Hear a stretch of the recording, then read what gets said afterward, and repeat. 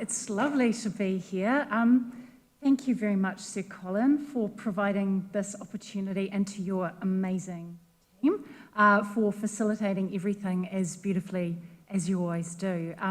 It's a real pleasure for me to speak a little bit about one of my really early interests when I was first being trained. And you know, being at the School of Population Health, I'm often doing philosophy that's connected really to practice, and it feels like a rare opportunity to talk about political philosophy in this way. And when Sir Colin and I were talking about what this might be, I started talking about the equity adjuster, and I'm going to talk about that a little bit. But Sir Colin was like, less on the tools, more on the principles, which was astonishing to me. And now I feel worried about whether I'm going to fulfill the bill, because I'm taking an approach like with Italian cooking. You know, Italian cooking, you don't use 30, you know, this isn't Yoshimoto Lenga, you know, you're not using 30 ingredients, you're using like 3 or 4 beautiful ingredients and making something perfect from that. And that is the approach. I'm not aiming for perfection, but that is the approach of spareness, sort of theoretical humility that I'm using today. And the reason is because I believe, you know, distributive justice is a team sport. We're all in this, we're affected, everyone is affected by it. And we all come with our positionality, and I don't think we get very far if we stick at the edges. We have to really think about the principles that sit right in the middle and what they ask of us. And I believe that we can get everywhere we need to be, pretty much, through principles that we can all agree with. It's just a matter of working out how to put them together, to get to a point that seems like it's truly just. So my task today is to give you a sense of how we can do this in a way that only uses principles that everyone agrees with. So you'll tell me. I'm relying on you to tell me whether I misstep here. So I am going to start with recent events. Well, fairly recent events now. Let's hope. Oh, look, I can make it work. So, you might remember in 2023, there was reporting of the equity adjuster tool. Now, actually, there were several tools that were designed, one down south and one at Te Tokatumai. But when this began, I think that we were still in DHB land because it was 2020. And the urology team at Auckland Hospital. So 2020, this is like peak COVID. So after the early lockdowns, the team at running the elective surgeries in neurology recognised that there's very long-standing inequities in how long people were waiting for elective surgeries had only gotten worse over COVID. So that was very concerning, because if you just went back to running the list how you did, you would be baking in and increasing inequity between groups. And so the groups that were affected were people of Māori ethnicity, Pasifika, people living in rural communities, and people living in communities with higher socioeconomic deprivation.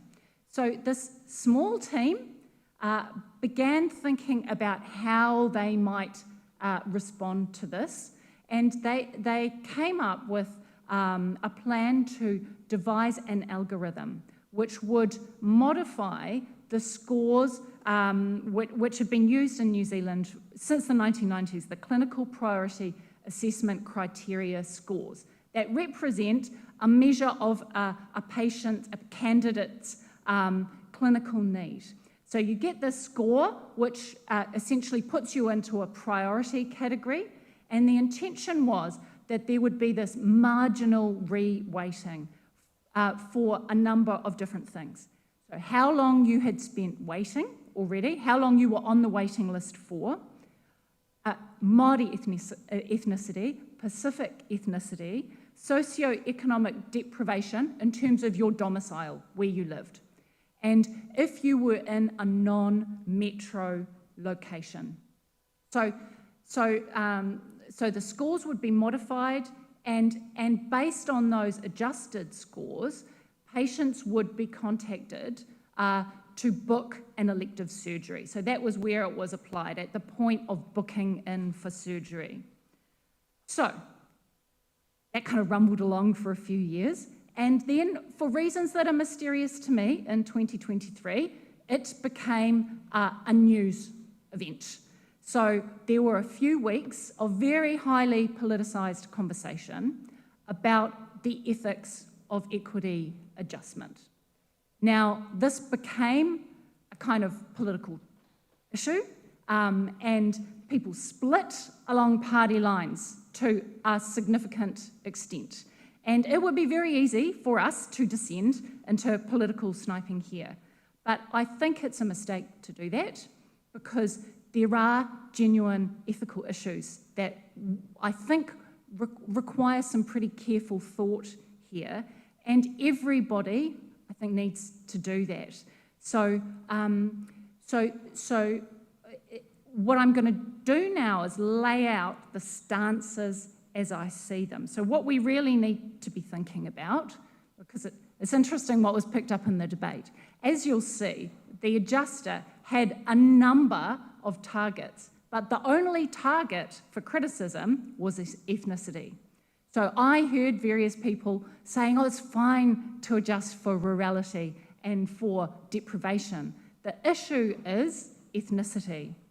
And so we can lay out the kind of rough positions that people took here. So the question that really held the political attention was whether it was just to prioritise with reference to ethnicity. And the two positions that were laid out looked a little bit like this. So on the one hand, there was a group of critics of equity adjustment, which held something like this. So determining a person's priority for receiving health care by reference to their ethnicity is to express a racialised preference. It's to express a preference for an ethnicity. And doing that, expressing a preference for one ethnicity over another, is racist. It's unjust. Why is it unjust? It's unjust because it offends against our inherent moral equality. Ethnicity does not mediate our moral standing. Our moral standing is not affected by ethnicity.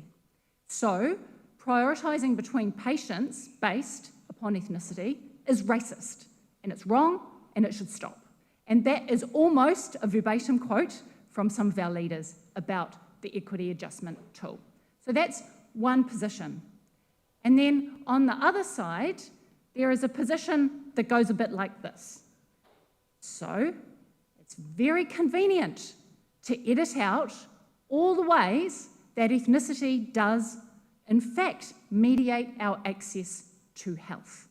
If we act like we are all and have equal standing in the system, then we bake in inequities that make it possible for some people to have their health needs met in a system that's responsive to them and acceptable to them and accepts them, and obstructs that for other people. So this is the kind of equity approach that Sir Colin was describing in his introduction. So here we have two positions. So one position that holds up an ideal, and this is an ideal I think we all sign on to. This is the problem. We all sign on to this ideal that we are all moral equals. We all have equal standing.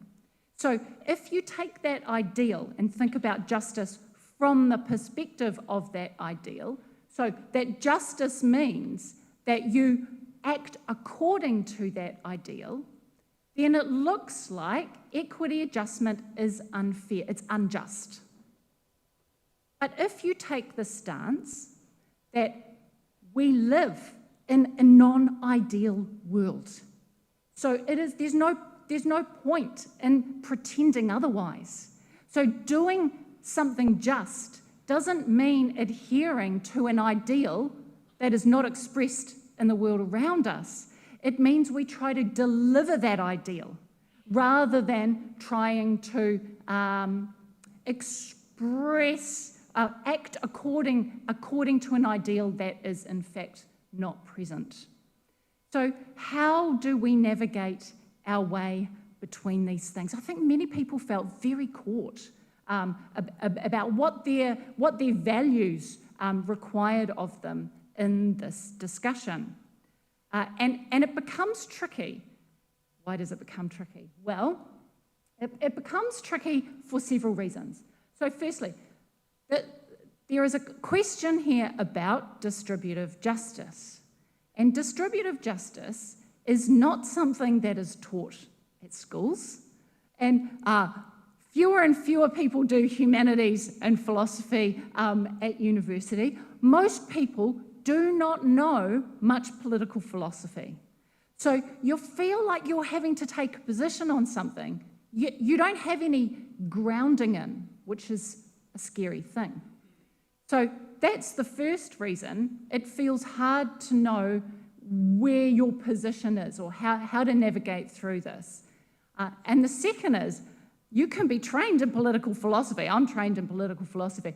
And it's not necessarily that much help because political philosophers do not agree with each other about many things. So knowing the theory doesn't take you away from needing to commit yourself between opposing positions. So this is not like something like informed consent, where we have a pretty settled idea of what informed consent is, its components, and we have some case law. It's not like that. So it's much more inherently contestable. So those things make it hard. And then there's another reason why distributive justice is difficult. So on the one hand, it's this abstract thing that a reducing number of philosophers talk about in the world and not much else.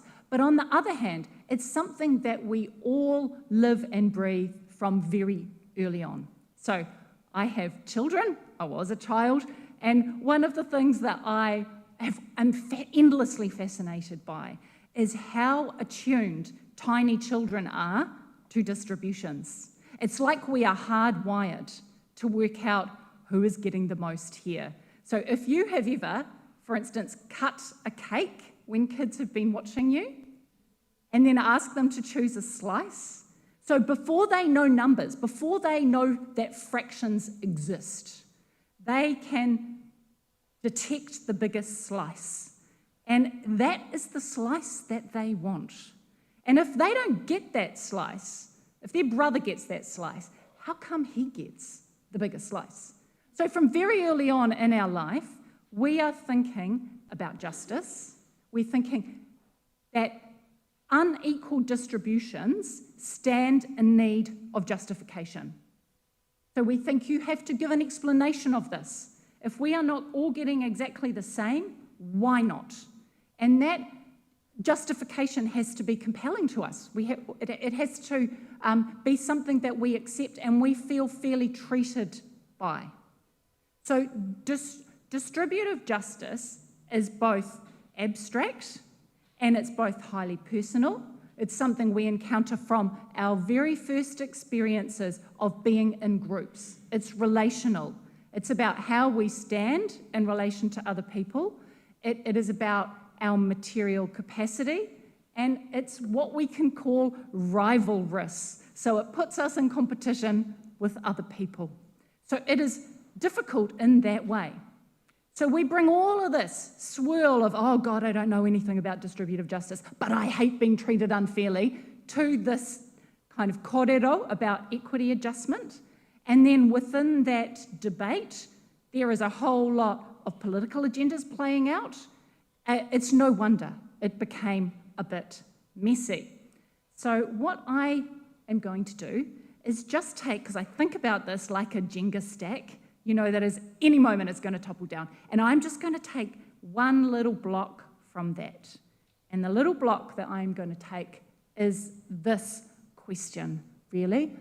It's a question about whether it is okay to think about anything except for current health needs when we are choosing between candidates for a procedure. Because this was something that was spoken about in the debate. So, as Sir Colin said, it's like health needs. That's the only thing we can think about, health needs. What does a person need now? So justice requires us to consider that. So I'm going to focus on this and to get to my end point. And my end point is that justice very often requires us to look beyond this current moment in order to reach a fair allocation. And that the place I'm going to start from, because this is the start, guys, so buckle in. Oh, my lordy, is Aristotle. So I'm not going to take you right through from Aristotle, so don't worry about that. But Aristotle's formal principle of justice is extremely helpful for giving us a framework for thinking about what justice is. So this principle says justice requires that equals are treated equally and unequals are treated unequally in proportion to their relevant inequalities. So this is called a formal principle because it provides us with the form of justice. So what justice looks like is like cases are treated alike and unalike cases are treated unalike, proportionately unalike. So you can see here, for those of you who work in the health research field, you can see the seeds of horizontal equity and vertical equity here in Aristotle's formulation. So it gives us the form. We need to treat like cases like, but it doesn't tell us what makes like cases like. So that's where we need substantive principles. So how do we get to those substantive principles? The principles that let us see when like cases are like. So I think we have to start by asking ourselves why justice matters at all. So justice matters because we do have equal moral standing. So we matter. There is not one of us that matters more than the others. We all have the same standing. Our interests and our needs matter as much as anybody else's. So that is why it matters that when we are in an equal position, we receive equally. So that's the starting point. When equal treatment upholds our fundamental equality, that is what justice requires. But Aristotle recognised that we have to look beyond equal treatment to find justice, because there are situations where, despite our moral equality, our contexts require different treatment. So we have different needs, different opportunities, different resources, different relationships. All of those things are relevant to what justice requires. So we are looking not for an idea around our moral standing, because that forms the foundation for thinking about justice at all. We are looking for those things that make a difference to vertical equity, to when there are unequal relationships. Not unequal moral standing, but when justice requires different treatment. So here is where I'm going all Italian chefy and using only the very best ingredients, the fewest ingredients to cook the dish. So what I suggest is when we're thinking about health, we need principles of distributive justice that are connected with the purpose of the allocation. So we have all these billions of dollars, common dollars that we've all put into the pot that are given to vote health. What principles should decide how those dollars are distributed? The principles should be connected with our purpose for giving that money to health. And it seems to me like that is so simple, isn't it? We fund the health system in order to meet health needs. So that's the starting point. So the difference between some candidates that determines that they get high priority and other candidates that determines that they get low priority is most fundamentally about need. It's about their health need, because that's what the health system is there for. And that's so simple. And there are many cases in which it's easy. So you smash your pelvis and I stub my toe, and we turn up at the hospital on the same day. You are suffering a lot more than me. Obviously, I'm making a bigger show of it than you are, but your need is greater than mine, so you get higher priority. So that's simple, isn't it? So need is the first cut. But unfortunately, it can't be the last cut. And I have to say, that there are other principles of distributive justice, and there are times when we have to use them. So we can also think about the role of futility, where treatment cannot serve an end. And we also have to think about cost effectiveness, and of course that's something that PharmAct does. I'm going to leave those conveniently to the side at the moment to focus on this question of need. So we've got our first cut of principles, which is we prioritise according to health need. But things get tricky, of course, because it's not like everybody presents with in different stratas of health needs. So the health system is massive, it's complex, it provides a whole lot of different services, and there are many of us with health needs.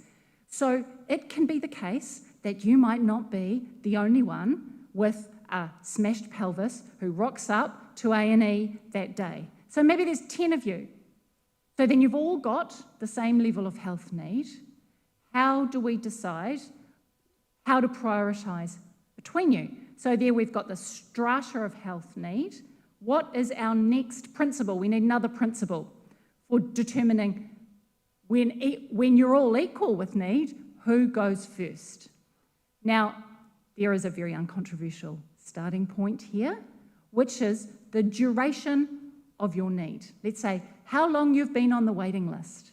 So let's say you smashed your pelvis, I smashed my pelvis, you rocked up to hospital on Sunday, I've just rocked up today, we've got the same need, so this moment in time, we have the same need. But you have had your need for longer than me, so duration counts. So it counts because we're here to meet health needs. You've had health needs for longer, you go first. So that's not controversial, is it? We all agree with this. We all agree. Same need, had over a longer time, there's a priority there. But of course, we also know that not everybody is equally able to present themselves to healthcare, to have their health needs met. So there can be unmet needs in the community. So being on a waiting list, being present and known to the health system is a bad proxy, isn't it, for the thing that we're actually trying to tackle, which is how long you have had an unmet need for. And we know that there are patterns there. So we know this is just evidence-based. I mean, it shouldn't be controversial. We know that some communities have more obstacles in their way of meeting health needs. So when we're thinking about justice, that matters, because what we're here for is to meet health needs. So the longer that you've had an unmet health need for, it just ups your priority.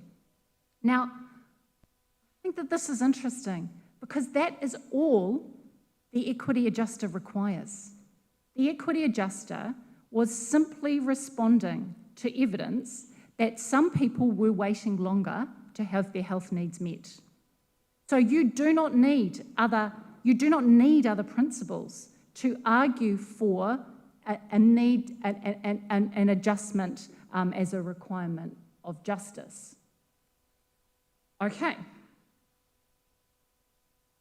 So that takes us to the Te Toka Tūmai adjustment tool. How could we express the position on justice that that tool expresses? And I think it expresses something along these lines, that we should equally prioritise equivalent health needs which are likely to have existed for similar durations. So that gets us to the point of having an argument, a solid argument for equity adjustment. So as long as what we are doing is responding to evidence that some groups do not have their health needs met in the same way, at the same level as other groups do, then we see that we need some equity adjustment in order to be faithful to this requirement to treat equals equally, treat people with equal health needs equally in the system. Okay, so the equity adjuster does not express a preference for ethnicity. It is not, it's just not a thing. It's just not what the adjuster is doing. And we can see that in a way because it wasn't just adjusting for ethnicity, but those other things got lost in the discourse. So I think that it's pretty simple to use a distributive justice principle that everyone signs up to argue for equity adjustment. But despite the simplicity of that picture, we can see from the discourse that people did not buy into this. So some people felt as though they were being treated unfairly. So they were looking at the cake being divided up and saying, how come he's getting a bigger slice? He's getting a bigger slice, even though I might have my full larder and that person may have a bare cupboard. I still see this thing here being divided up unequally. So this comes down to the kind of personal elements of distributive justice, that we experience them as people who have a vested interest. And this is a social problem that we really need to think about. How do we express the reasons that something is fair in a way that makes it compelling? And I just wanted to close up with a few words about some work that was done back in the 70s by a philosopher called John Rawls, who started off with this recognition that there is a real difficulty in seeing what justice requires, and that difficulty is that we are in the game. We are in the game and we want to protect our own interests. So it's very hard to look beyond our own interests and see what justice requires. And what John Rawls offered is a sort of thought experiment that was designed to help you see beyond your own positioning, to think about what would a just allocation look like, given that I'm self-interested, given that I want a fair amount. How do you work out what that is? He suggests you need to think about these issues, from a position of not knowing. So what he says is, imagine that you had to decide what allocation of resources you would vote for in society, but without knowing what your position was in that society. So you didn't know what talents or skills you have, what kind of family background you have, what grouping you are part of in the community and how they stand. You don't know what resources you have to start with or what kind of life you want to lead. So if you knew none of that, what allocation would you agree to? And John Rawls says, if you didn't know anything about your own positioning, you would agree to a roughly equal distribution of the primary social goods. So that's resources and opportunities, access to power. Because if we all have a roughly equal distribution, then that minimises the chances that our life is going to be a very bad life. We've got the best chance that we possibly could. But Rawls suggests that we would be particularly concerned to make sure that if we happen to be, we drew a short straw, if we happen to be in a group that was not favoured in society, that our position would be the best that it could be. So he calls this the difference principle.